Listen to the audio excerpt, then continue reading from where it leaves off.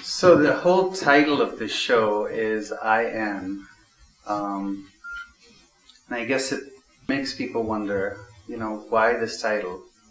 And I guess this is an important thing, not just for me as an artist or me as an individual, but I think it's something that's universal. It comes from an idea in the Vedas. It's one of the oldest texts that exists. And it's a Sanskrit word which says Aham Brahmasmi, which means I am that. It doesn't spell what I am, but it just says I am that. And I am, and you can't put something after that title. It's impossible because your spirit doesn't have a category.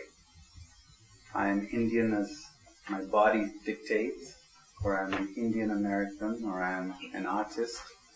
But what am I really? What is my spirit made of? What am I seeking in life? What am I beyond this body and mind? So these are the issues that inspired this show. And as an artist, I felt that I needed to express who I was through categories, because we love labels. We all taught how to label everything. It's just the way the human mind works. And for me, it's very important as an artist to challenge what the human mind is capable of doing. So instead of breaking away from the challenge and saying I am and not referring to the categories, what I decided to do was label the categories that I am, and in the process of labeling them, I'm hopefully deconstructing them. So this is an old abstract idea, you construct to deconstruct. So the idea is, if I tell you I am a Himalayan, because that's where I grew up, that's where I lived, and I'm an orphan, and I am destined, and I'm healing, and I'm a dreamer, and I'm a narcissist, and I'm obsessive, I'm enigmatic, I'm a soulmate, I could continue. The point is, if I give you so many labels, what are you going to refer to me as? Which one am I? And this is where the identity breaks down, because perhaps those are just titles that are used as reference points to categorize someone. And I'd like to believe that there's a way that you can live without labeling, without seeing other human beings within a construct of a label, and really break free from that, because then you experience a kind of spiritual freedom that your mind won't allow typically. So the way to, I think, find this freedom is flood the mind with so much that it keeps on dissecting everything, and while it's busy doing that, you realize, well, none of them can apply if there's so many. So the many disappear and become one. And I think that's really the essence of this show, and I'm hoping that it will inspire everybody to explore themselves and really question, who am I? And perhaps the answer is, I am. And you don't need another word after that.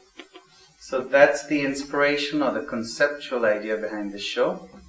And then I specifically went through my life as an artist, as a Himalayan, and started to create non-objective works which had a very personal meaning.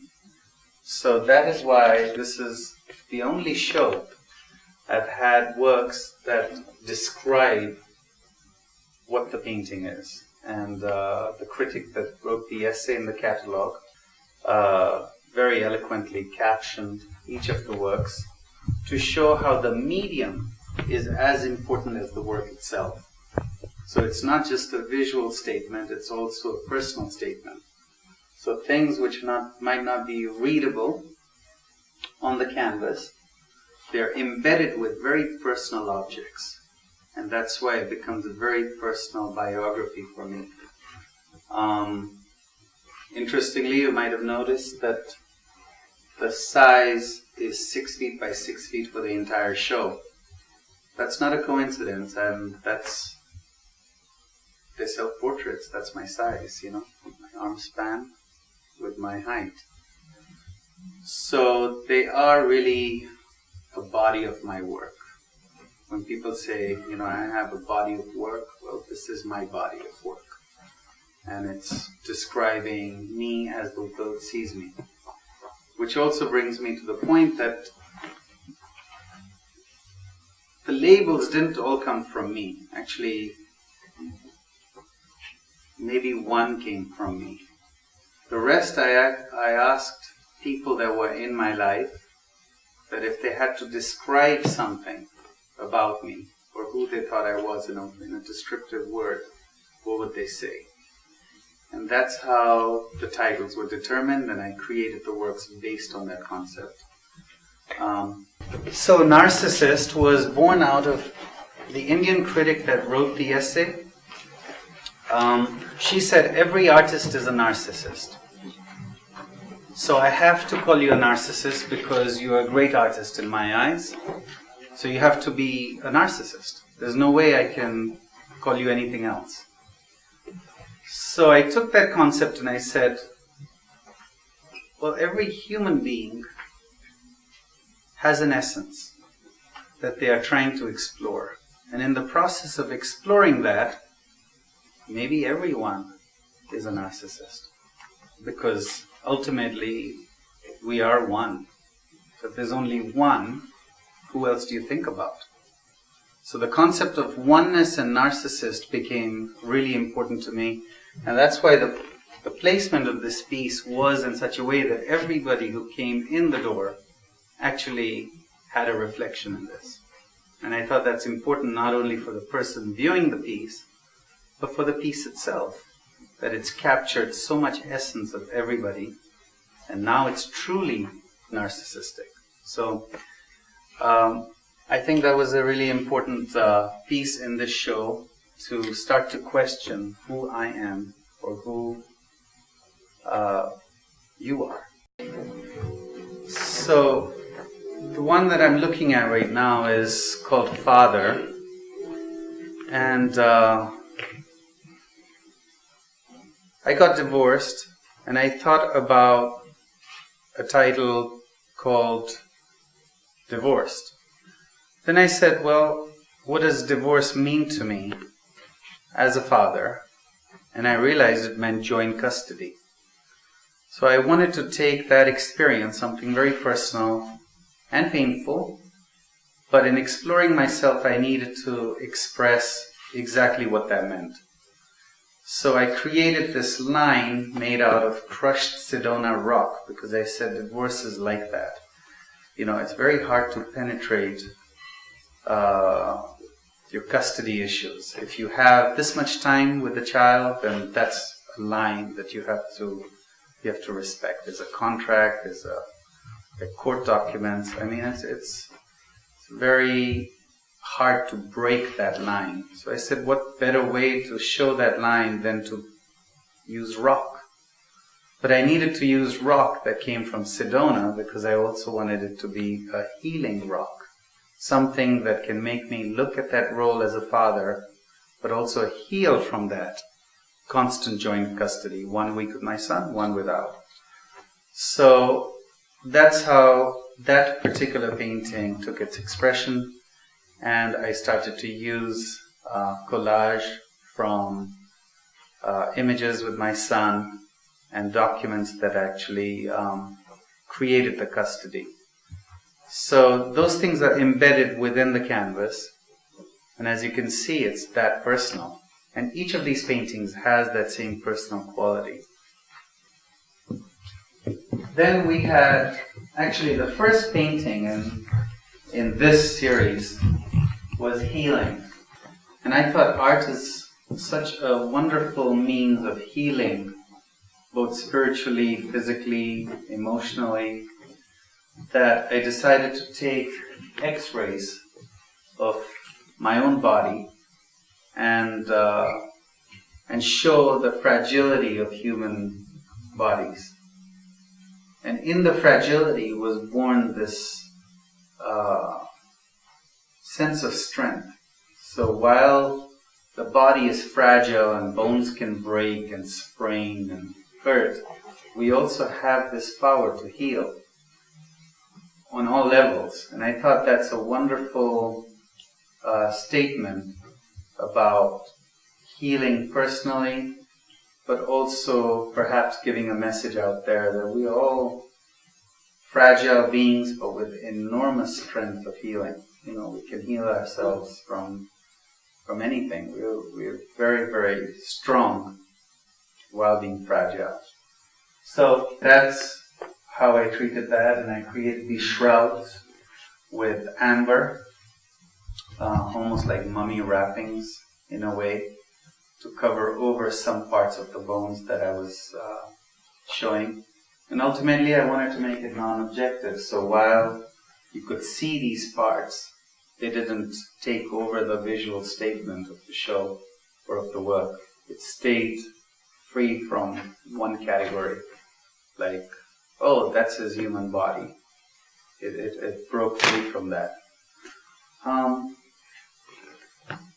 This one's a lawyer, so for a little while in my life I decided to give up on my dreams and chase the American dream. Let's make money and drive big cars, have a big house, and show off to my friends that I've made the dream. And I think that was a huge mistake in my life, because the ultimate dream is to be happy. And it's to do what you are born to do. You have a calling, then you have to follow that with all your heart, no matter who agrees with you and who doesn't agree with you. So I did compromise, and I learned the hard way that life is not about compromise to your personal dharma. Dharma means your spiritual duty to yourself. So that was my way of dealing with it, is to create a painting that shows my mistakes as well. So there's my bar licenses and my law school diplomas embedded inside the surface of this canvas. It's not visible, but to me it's something I feel. So that's good enough. A lot of times art is about showing others what you're doing. But I think the most important thing is I have to satisfy the artist in me before I can put it out for an exhibit. I could go and talk about each and every painting, but I think I would really bore the hell out of you. So if anyone has anything they want to ask. Yeah. Why did you choose so many circles?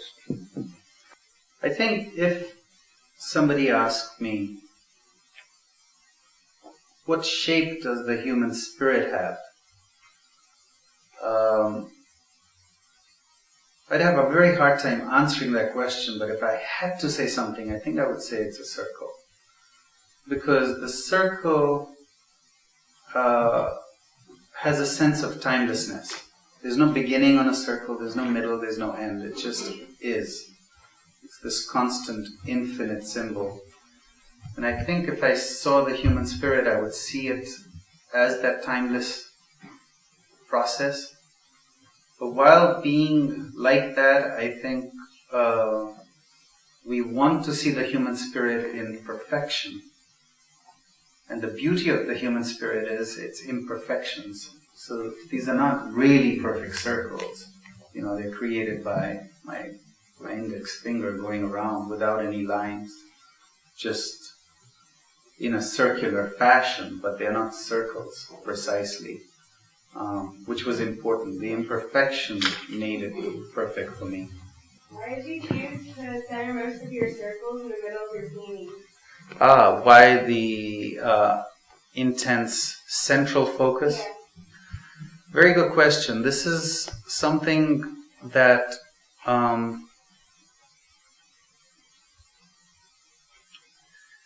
is wonderful to understand cultural differences. Because in the West we are always taught to move away from the center and try to work with the whole canvas, almost purposefully ignoring the center.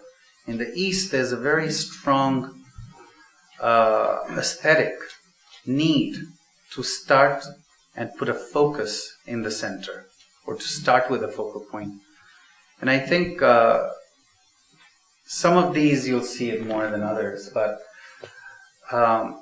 when I was dealing with who I am, I wanted to have a Western approach. It's like the one behind called Orphan.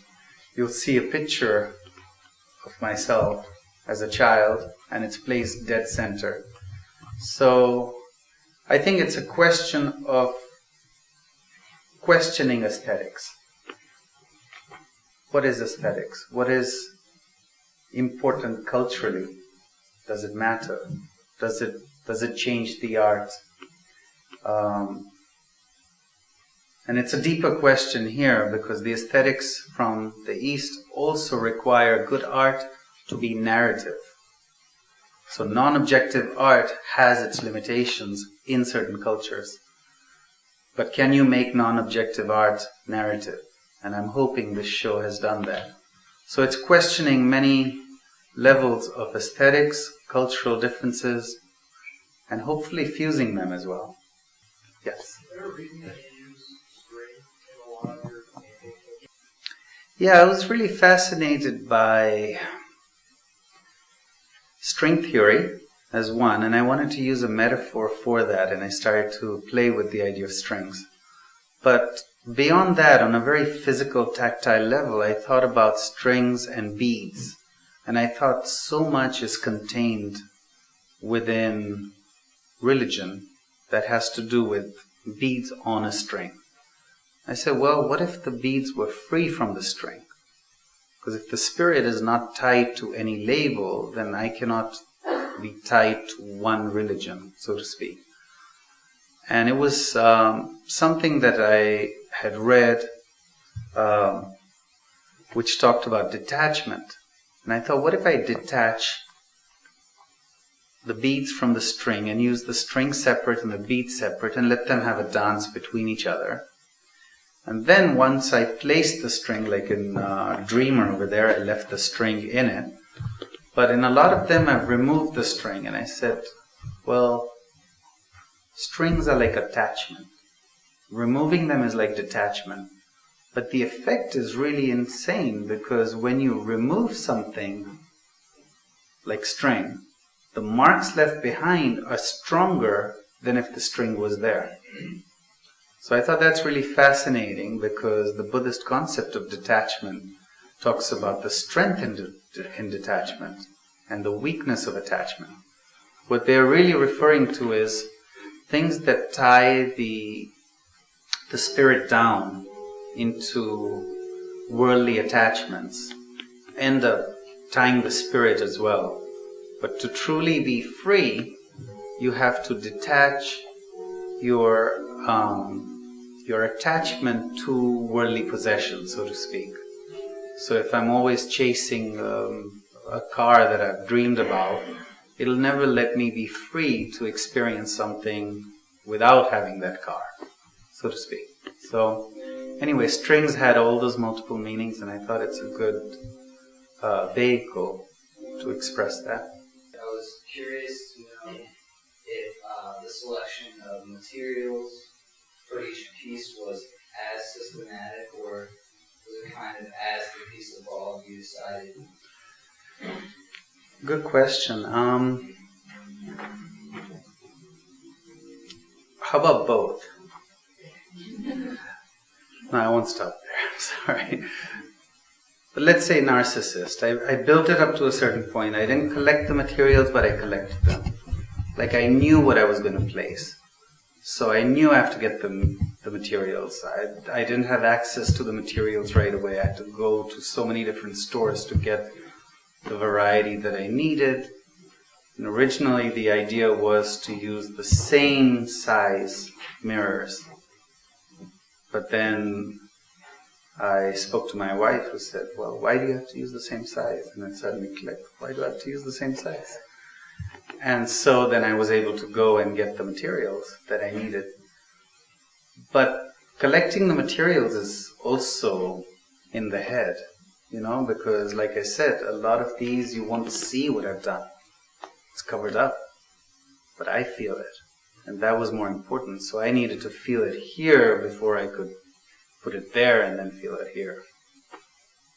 All right. Thank you, everyone, for coming. So happy you all made it to the show. Thank you.